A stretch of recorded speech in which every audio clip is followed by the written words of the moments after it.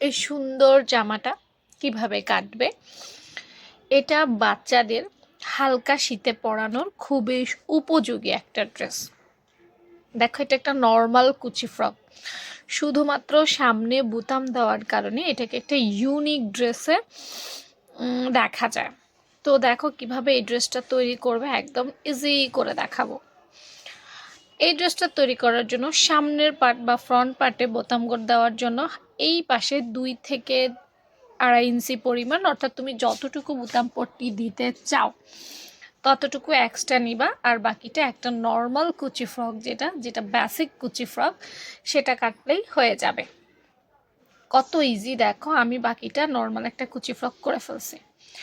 করে ফেলার পর আমাদের যে ফ্রন্ট পার্ট আছে দেখছো, সেটাকে জাস্ট পট্টির কাপড়টা ভাঁজ দিয়ে সেলাই করে একটার উপর একটা বসাই দিবা, আর সামনের ফ্রন্ট পার্টের ডিজাইনটা হয়ে যাবে। আসলে ডিজাইনগুলো খুবই সহজ, শুধু একটু বুদ্ধি খাটাতে পারলে। তো তোমরা যারা এই ধরনের ডিজাইন পছন্দ করো তোমাদের বাচ্চাকে পরাতে, তারা ট্রাই করতে পারো।